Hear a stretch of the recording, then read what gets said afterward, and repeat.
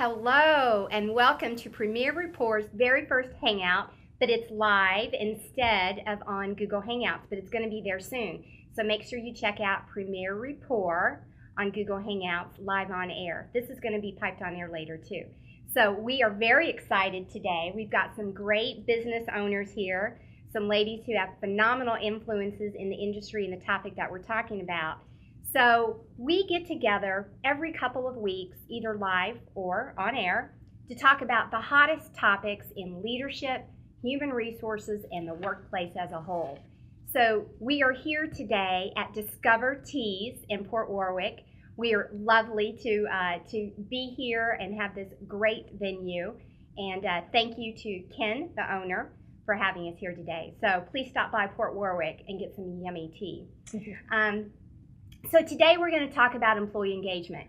Everywhere you look, everything you see, everything you read has shifted from empowerment into employee engagement. Are they different? Are they the same? Why are we talking about it? These ladies are all going to weigh in on their different industry expertise and hopefully enlighten you and give you some tips and some things to think about and maybe take back to your own business and to your own team. So with that said, let me do some introductions and get into why we're here today. Fair enough? All right. To my far left is Jennifer Stubbe. Jennifer is the managing partner of, and I've already lost my cue card, so I'm so sorry, is the managing partner of Kendall Morgan Partners, and she is a top-of-the-line recruiter, has been in the field for years, worked in several different markets, and is actually back in the Hampton Roads area. So welcome, Jennifer. Thank you. Really excited about hearing you weigh in on what you've seen over the years and the trends as you talk to your clients and what is it that they're looking for on the employee engagement side, and how can you help them through that without even stepping on their toes, but give them some guidance in finding the right people. So we're really excited that you're here today. Thank you Welcome. so much, Shelley. And then to my immediate left and to Jennifer's immediate right is Courtney Bazell. She is the owner of Proximo Marketing Strategies. They are a full-service marketing firm that does everything you know, the digital, the social piece. But what I love about it is they've got a focus on making sure that the employee is engaged and buys into the vision that you establish at your company, which is great and very unique from a full-service marketing firm. And then she's got some specific language that I'm going to ask her about later about her staff engagement that I just found very intriguing when I was reading her bio and putting together this phenomenal panelist group. So thank you and welcome. Thank you for having me. And then to my right, I've got Annalise Gear. She is the owner of an HR consultant here in Hampton Roads, but she has traveled international and can give us some perspectives as well outside of the United States on some trends. And she is very efficient on making sure that the companies have specific, robust HR solutions in writing, handbooks, expectations, job descriptions. So I'm thrilled to have you here today and to weigh in on this very, very critical topic. So welcome. Thank you for inviting me. You're welcome. And then last but not least, we've got Elizabeth Feliz, and I always mispronounce her company name, so let's see if I get it right. Adelante HR, which means? In Spanish, adelante means forward in the lead. Very good. So obviously that's an appropriate company to bring into the discussion today. And Elizabeth actually focuses with leadership and development of the front line and the managers, individual and a group, but even more specifically, employee engagement happens to be in her wheelhouse in training seminars that she does. So thank you again and welcome. And thank you for having me. So ladies, you know, we've all been reading, we get stuff all the time from SHRM. I love the Entrepreneur magazines. There's lots of articles, in this one in particular, CEOs talking about this very topic. And then I pick up a couple of days later the Weekly Time magazine, and here it is again talking about kids graduating. What their cognitive thinking enhancement is over a 4-year span doesn't increase much. Well, if that's not increasing much and they're not getting those interpersonal skills and that hands-on as they're coming into the workforce, they're already starting with a downslide, especially as we look at generations. And we're always talking about the generational gap in the workforce now and the expectations. And then I pick up HBR, everybody reads the Harvard Business Review information, and this one by Susan David, who it's titled, Disengaged Employees, Do Something About It. We're here to help you do something about it, by the way. This is what it says. U.S. workers is holding steady at a scant 30%. That means 7 out of 10 people are checked out. I was shocked, honestly, when I heard that. I knew the numbers were high on checking out, but I was astounded. So actively hostile towards their employees. And 7 out of 10. That's why we're here today. We're here to talk about it. So let's get at the why. And we're just going to open up the discussion with first, Elizabeth, tell us, when you hear employee engagement, what does it even mean to you? Employee engagement, from my perspective, is a state of being for the employee, where they come to work for far more than a paycheck. They come to work with a greater purpose. And that allows for a very strong commitment, not only to their role in the organization, but to the organization's clients, to the team, and to the overall goals and objectives of the organization. That's what employee engagement means. Okay, I'm going to come over to you, Jennifer. What does it mean to you? Employee engagement, years ago, there was a rather large bank in North Carolina that their whole culture was developed around the voice of the customer. I think in today's time, they have shifted to voice of the workplace, because as Elizabeth just stated, the workforce, if they're disengaged, if they're not involved, that will trickle down to your customer base as well. So I see it more as a reversal to focusing more on what you have internally, and that will impact everything else with your organization. Okay. Annalise? Well, yes, engagement is really the ability for employees to provide discretionary effort to benefit the organizational objectives. So, and Hay Group has actually done a lot of research in that on that topic. What they did find in their more recent surveys is about 2/3 of employees say that they are motivated, but they are frustrated because there are roadblocks that do not allow them to perform their job correctly. And so when you have motivated employees who are frustrated, they have 3 choices. They can either check out, or they can leave, or they can decide to become disruptive. They become disruptive. Exactly. Okay. And Courtney, please, what does it mean to you and in your world? Employee engagement is the employees understanding what the vision of the company is, making sure they're on the same page as the business owners or the business managers, the doctor of the practice. A lot of times I think in business we'll find when we sit down with a client that their staff, they're assuming their staff knows what their short-term and long-term goals are, but they're kind of on different pages. And so you may have staff that wants to be engaged, but they're just shooting toward a different goal. And so our job is to get them on the same page as the owners. Very good. Well, let's dive into that a little bit more. You guys made a couple of interesting points. I want to get at the why. Again, we promised we were going to help you, so let's get into the why. You specifically talked about the purpose. So can you dive into that a little bit more, and maybe some of the tricks that you use, not tricks, but some of the tips that you use during your sessions? With regards to getting the employee to that state of being, where they're coming to work for a greater purpose other than a paycheck. You really don't want people just coming to work because they're going to earn a paycheck during the pay period.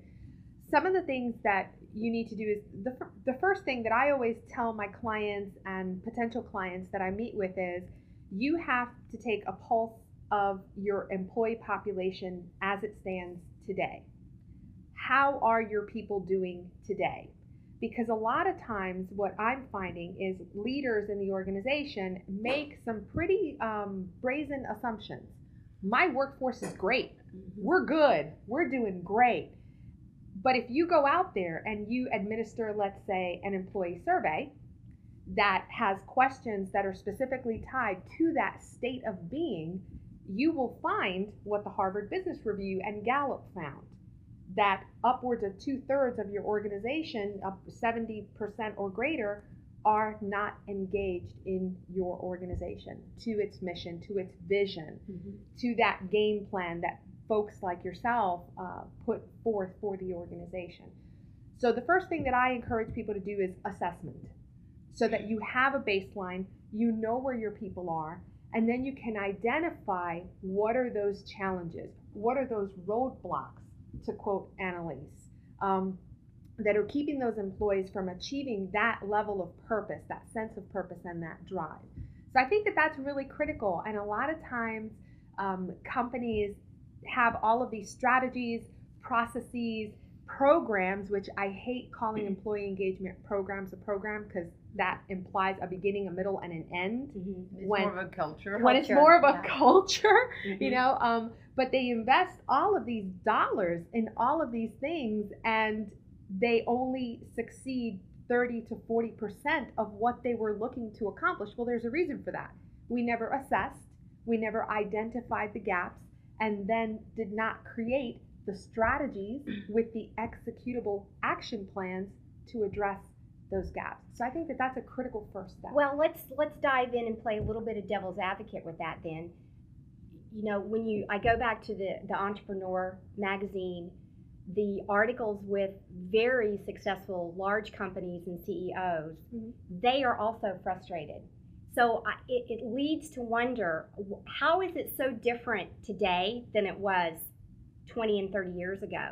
Is it that we have more assessments? Is it that we ask more questions? Is it the generational gap? You know, why is this disengagement and frustration such an issue? If we go all the way back to Andrew Carnegie and Henry Frick, the manner in which people were treated then is horrific when you think about the complaints that we hear today in the workforce. Literally from the pay to the physical plant. So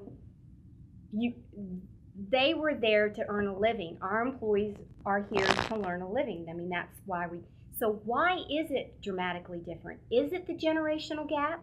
Spoiled kids whining? What is it? Seriously, what is it? But it's not just the younger generation. No. It's also our age and older that have these expectations and these disengagements. So I challenge you guys to dig a little deeper into it. So you were going to say something, Jennifer. Back to the generation gap. You do now, in the first time in history, you have people are staying in the workforce longer out of necessity. Their retirements have gone away in their first career. So you have the baby boomers, you have the Generation X, and you have the Generation Y. So I think companies that have been around for 100 years need to have a diverse group of individuals investigating this. You need to have a Generation Y, a Generation X, and someone that's been around for quite some time, because all of their expectations need to come together, okay, to develop a really effective employee engagement program. And I think a lot of companies haven't figured that out yet. And I think because it's complex and challenging. It is. Who do you think's asking the questions, though? Is it the CEO? Is it the HR? Is it somebody else in the C-suite? Who's asking the questions and bringing these to surface? What do you guys think? I think definitely when you've got the right human resources professional in the organization, it's the HR people that are asking the questions. It should be. And in the organizations that get it and that are doing it right and that are reaping the rewards of doing it right, that return on investment, it is the HR people that have typically started those conversations because, ladies, we're in charge of the culture. Yes, we're the ones that get all of the complaints from the employees. We're the ones that are dealing with the EEOC charges, the Department of Labor investigations. And when we dig deep, we uncover some of these issues. And just to get back to why is this a challenge? Why is disengagement happening now? It appears more so than ever. I have a theory on that. And one of the things that I have seen, not only through my span of organizations that I've worked for, again, being a military spouse, every 3 years I get exposed to a new organizational culture. Organizations across industries are taking their frontline employees who are great at what they do on the front lines, and they're promoting them to leadership positions, but they're missing one very important piece of that transition. Supervisory training. Thank you, Annalise. Or do they even have the natural behavior to begin with to hold people accountable? Exactly. Right. What they're doing is they're saying, let's take healthcare just very quickly. Wow, you're a great nurse. I know, healthcare quickly. Hey, you're a great nurse. You're a great clinician. You know how to provide that patient and family-centered level care. Let's make you a manager. But here's the thing. It is a completely different set of skills to be able to provide exceptional clinical care than it is to lead a team of nurses.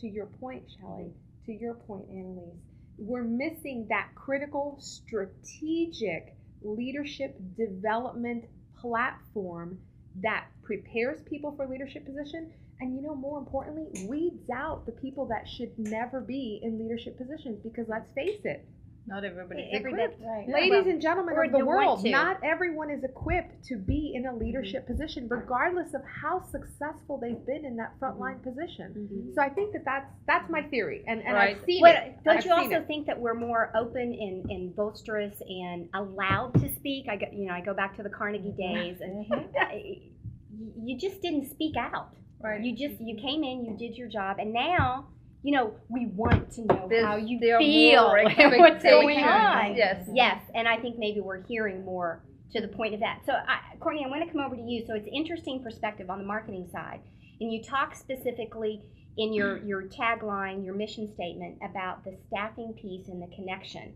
So how do you go about uncovering that? But I'm first curious, I know, double question, who are you connecting with? Are you also engaging on the HR side? Is it the CEO president bringing you in? Is it a director, operations? Who's bringing you in the door? Right. Usually it's the business owner. Sometimes if it's a medical practice, usually it is the HR, the manager.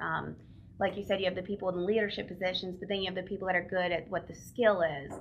So the doctors may think that the office is running great because the procedures they're doing are, going quickly, they're successful, but the manager actually knows where the problems lie and what we need to focus on.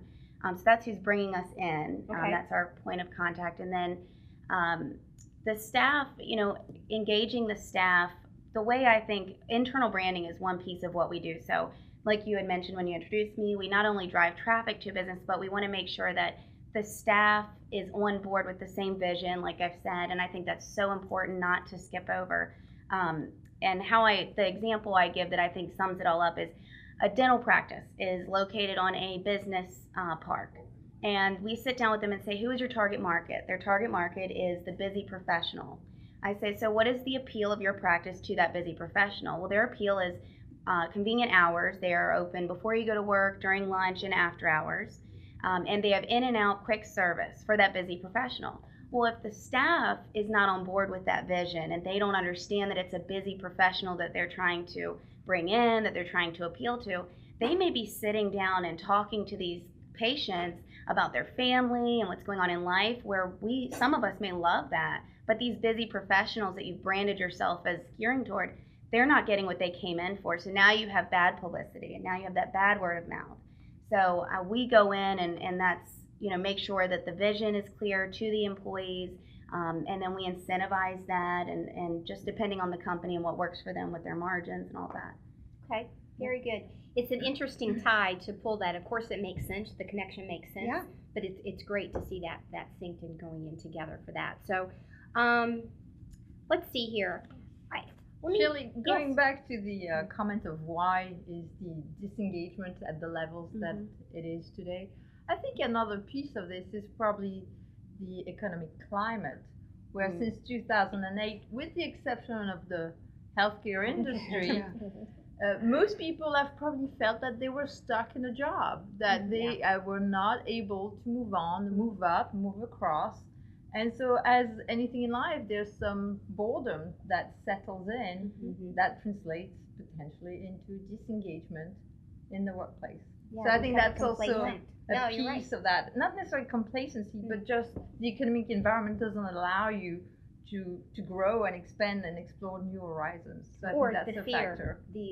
you're in fear, Rocking the boat, insecure right. of, Right. Yes. exactly. But That's if a I good could point. piggyback off that, what is going to happen though here in the near future as the economy is changing and going in the right direction again, those disengaged employees, We'll walk away. they're going to walk away. Yes. Okay, they're going to say, okay, this company has not been here for me. I just don't feel part of the team, and they're going to go.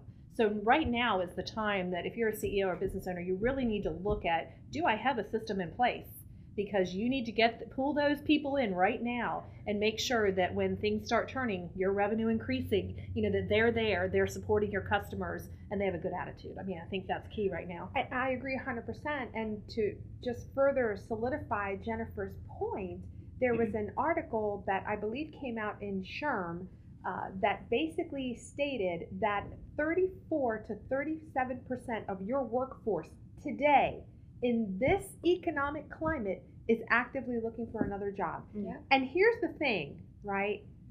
It is not your C player that's looking for a job. That's your It's top. your star performers. Yes. Because your C players that are here for just the paycheck, they're going to do just enough to get by so that they can fly under the radar and not get busted and not get fired and hit the meets expectations on that performance evaluation. Well, those are not the people that you really want driving your strategy and driving your growth from a financial perspective. So to Jennifer's point again, organizations are saying, well, you know what, right now this is not a good time for us. I beg to differ with Jennifer. Right now is when, if you don't have the skill set in-house, is when you reach out to people like the ones that are sitting at this table to come in and help your organization drive that employee engagement. I agree, and I'm going to stop and summarize for a second. Then I'm going to come over, and I really want to hear some things that you've seen over the years in the handbooks and what is missing in the robust in writing and job descriptions with this. So just to recap for a minute, this is we've heard obviously why we're here. Everybody's talking about it. The bottom line is all of this affects your bottom line. So if you don't put an effort into it and stop for the moment, as you've heard, we all come from different trades. We're all seeing it, living it, breathing it with our clients. So from the onset of an assessment, I love predictive index, but some sort of an assessment, a 360 review, do not assume, we all know what that means, so don't assume that you as a leader have a complete pulse on what's going on. You've got to ask the questions. And getting it from an outside source is the best way to do that. And there's all kinds of sources out there. So one, stop, breathe, look, listen, reflect, assessment. It even goes before that with the hiring process. And that's where I'm going to come in with, what does your job ad say? What is your culture? What is your vision? How are you advertising it? What are your keywords that you're using to attract the right type of individuals? Then I'm going to kick it up into the workshops and the training. Is it cost effective to leave and have turnover in your high positions, especially your leadership positions? Or is it more cost effective to spend the money on the workshop and the assessment and the succession planning? I see it again all the time, and all of us do. You go into a client and they want you to talk about succession planning. Well, are we talking about replacement, or are we really talking about talent management and development? True succession planning. So all of these things are predicated right at the heart of this discussion.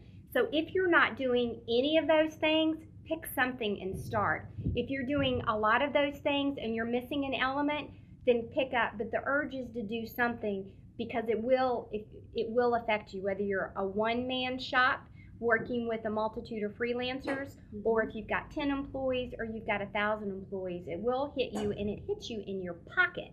Bottom line profit and the revenue piece. That's why we're here saying and doing what we're doing. So with that, let me come back over and talk about what you've seen, what you've learned over the years, and give us some tips about why it's important to have things in writing, and why when you're hired to do job descriptions, you do the interviews and you do what you do to make it right and not just copy and paste off of the internet.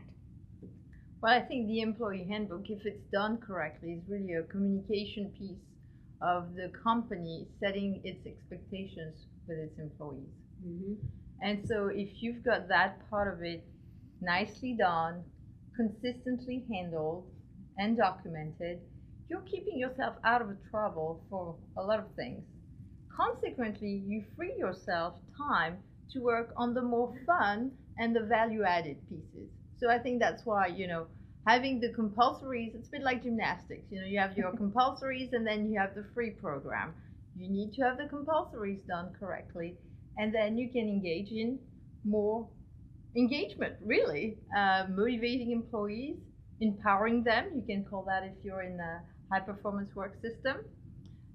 Job descriptions, well, I mean, for legal reasons, you want to have solid job descriptions that reflect the true nature of their work, but you also want to encompass the collaborative nature of the work, those more esoteric concepts that are sometimes hard to capture, but are a necessity, a requirement to make those positions work well with the rest of the organization. Is there anything that you've seen consistently missed over the years that you always know that I bet I can check here and this is probably missing?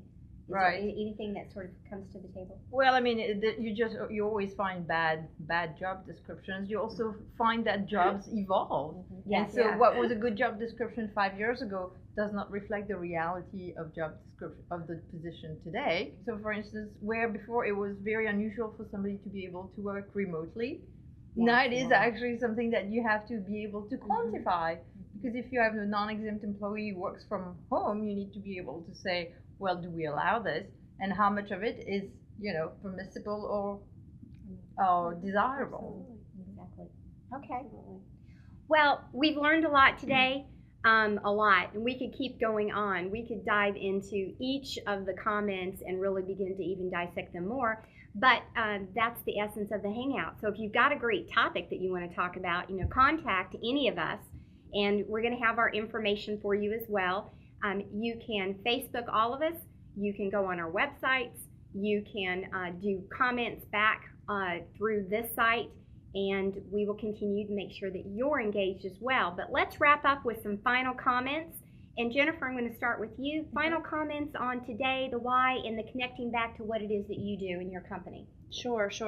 I think with what I do, obviously, I have a team of executive recruiters. So we intimately deal with our clients, and there's a lot of times where we have to say, if you want the top level talent, here's kind of the expectation out in the workforce. So I challenge you as a business owner, as a high level executive or a manager to really take a hard look at where your organization is today. And if you want to attract that high end talent, you're going to have to really possibly make some changes. Very good. Thank you. Courtney? Sure. Well, my company is a little bit different here. We're also driving traffic to business. So we do web development and social media. We use traditional and digital marketing to grow your business. But like you had mentioned, what sets us apart is that we actually go in and make sure that what brand we're putting out to the public is a brand that's followed through with your staff and employees. So I encourage you to check out our website. It's proximomarketing.com for more information. We'd love to sit down and do a consultation with your office manager or yourself as a business owner and see if we could help each other out. Very good. Thank you. Annalise? Well, a parting thought is a lot of the engagement and employee motivation hinges on that personal relationship between the frontline manager and its people. And so spending time getting to know your people is very simple and yet so powerful. So never forget that. That's awesome. What I would say is employee engagement has a dollar sign attached to it on what it's costing an organization. That same article from Harvard Business Review said that disengaged employees are costing the American economy over $350 billion a year in lost productivity. So if that number hurts you, if that number worries you and keeps you up at night, the people sitting at this table are the ones that can help your organization drive those strategies, create them, and implement them so that you can start reaping the rewards of a highly engaged workforce, which is going to become your competitive advantage in this economic climate and in the future. Very good. Thank you today, ladies. We certainly appreciate your It was time. great. Closing comments, I'm going to piggyback off of Annalise. My tagline, if you don't know, is have you connected today? To me, the connection is the relationship. It encompasses everything. If you are connected to your employees, you've won the game. The day has long gone to where you come in and punch a time clock and have no interaction. They are at work with you more than they are with their friends and family. If you're a sole proprietor, your relationships are the freelancers that you work with. They're the people you network with every single day when you're out at a coffee shop having a conversation. Those are the relationships that you have. Those are the entourage that you've got to create around you. So I leave you with a parting thought of, have you connected today? And in this instance, have you connected to your employees and those around you? So thank you again, ladies. Thank you. And Thank keep you, Shelley. us live on Premier Rapport Hangouts. Thank you.